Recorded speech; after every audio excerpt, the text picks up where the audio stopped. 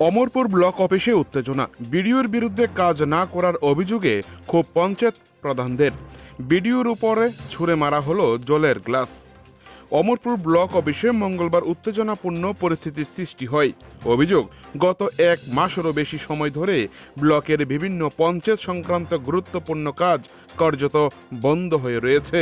এর ফলে সাধারণ মানুষ মৃত্যু সনদ, ডেথ সার্টিফিকেট, বিভিন্ন শংসাপত্র এবং একাধিক উন্নয়নমূলক পরিষেবা থেকে বঞ্চিত হচ্ছেন।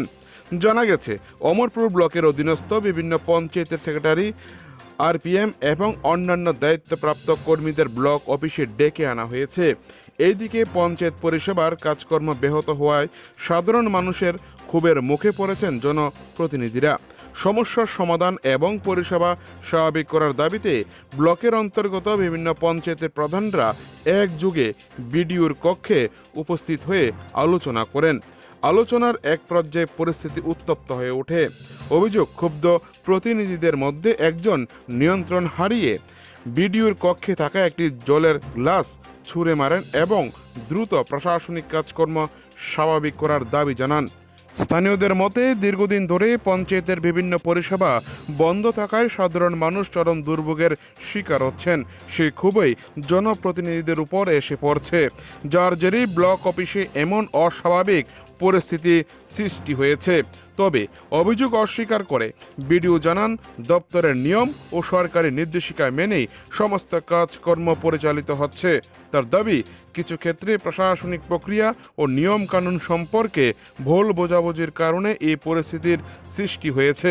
বিশেষ করে বিভিন্ন বিল সংক্রান্ত বিষয়ে তিনি স্পষ্ট করেন এবং নির্দেশ দিয়েছেন, অর্ডার ছাড়া কোনো বিল মঞ্জুর বা পরিশোধ করা সম্ভব নয়।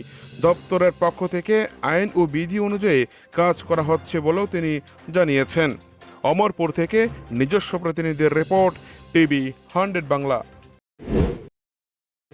অমরপুর যে আরডি ব্লকে আইছেন সব পঞ্চায়েতের দায়িত্বপ্রাপ্তরা কি কারণে আইছেন এখানে? আমরা আইছি, আমরা যে আগে বিডিও স্যার আছেন উৎপল দাস, ওনার যাওয়ার পরে থেকে পঞ্চায়েতের উন্নয়ন যে কথাটা অমরপুর একটা উঠছিল শব্দ যে আমরা ত্রিপুরা, আমরা এমনকি আমরা রাষ্ট্রপতি পুরস্কারও পাইছি, কিন্তু সেই উন্নয়ন এখন বদ্ধ হয়ে গেছে। আমরা প্রত্যেকটা পঞ্চায়েতের ইনচার্জ লাইনে প্রত্যেক দিন প্রত্যেকটা বিসি জিপি ইনচার্জ লাইনের সাথে তারা সকাল থেকে ডিউটি লাগায়। আমরা ইনচার্জের থেকে শুনি তারা বুট 4:30 অবধি নাকি কাজ করে। তো আমরা পঞ্চায়েতের যত উন্নয়নমূলক কাজ আছে সব বদ্ধ হয়ে রয়েছে এবং আমরা জনগণের কাছে আমরা প্রতিদিন উত্তর জবাবদারি হইতে লাগতেছে। তার জন্য আজকে আমরা তাদের কাছে উত্তর চাইতে আসছি। এই যে আমাদের অমরপুর আরডি ব্লকের যে বর্তমান বিডিও সঞ্জীব দেবনাথ, আমি বলেছিলাম যে দেখুন, আমি জয়েন করেছি, জয়েন করার পর কেউ যদি কোনো প্রজেক্ট অনগোয়িং থাকে আমাকে সেটার যে স্যাংশন মেমো ওয়ার্ক অর্ডার সেটা আমাকে একটু দেখাতে হবে কাউন্ট না কাউন্ট। আমি সেখানে ইনচার্জ, সেখানে লোকাল মানুষ, ওই বাড়িগুলিকে 9টা ফ্যামিলি আছে ওই জায়গাতে, ওই 9টা ফ্যামিলিতে আমি ভিজিট করেছি। আমি জাস্ট বলেছি যে আমাকে সেই ওয়ার্ক অর্ডার এবং স্যাংশন মেমো দিন, কারণ আমি এখন নতুন এসেছি, আমাকে যদি ওয়ার্ক অর্ডার স্যাংশন মেমো কেউ না দেয় আমি পেমেন্ট করতে পারবো না। পরে যেটা শুনেছি সেটা কাজে কোনো ওয়ার্ক অর্ডার স্যাংশন মেমো নেই। এই যেহেতু নেই সেটা তো মানে without approval of the higher authority আমি কিছু করতে পারছি না। আমি এসে শুনেছি লাস্ট 1-1.5 বছর ধরে অনেক কিছু টাকা ওরা পাও না, ইভেন 2022-এরও অনেক টাকা পাও না। কিন্তু আমি যখন গেছিলাম তখন আমি কথা দিয়ে এসেছি যে আপনারা যে আমাদের ছোট ছোট প্রোগ্রামগুলো হয় ওগুলোতে সাহায্য করুন। আমি নিজে ওইখানে বসে একদিন খেয়ে এসেছিলাম ওদের ক্যান্টিনে, বলে এসেছিলাম যে আমার সময় যত কাজ হবে এটা নিয়ে আপনারা নিশ্চিত থাকুন, সেটা আমি সঙ্গে সঙ্গে ক্লিয়ার করার চেষ্টা করবো। আপনারা, কারণ ওরা বলছিল ওরা মহিলা মানুষ যেখানে যায় মানুষ টাকার জন্য ওদেরকে তাক দেয়, দিস ইজ নট গুড। কিন্তু যেই পেন্ডিং বিল 1 বছর 2 বছর এই সময়ের জন্য পেন্ডিং আছে সেটা আমি একটু না ঘেটে তো এইভাবে পেমেন্ট মানে যেটা টাকা প্রভিশন আমার কাছে নেই। কতদিন পেন্ডিং আছে স্যার?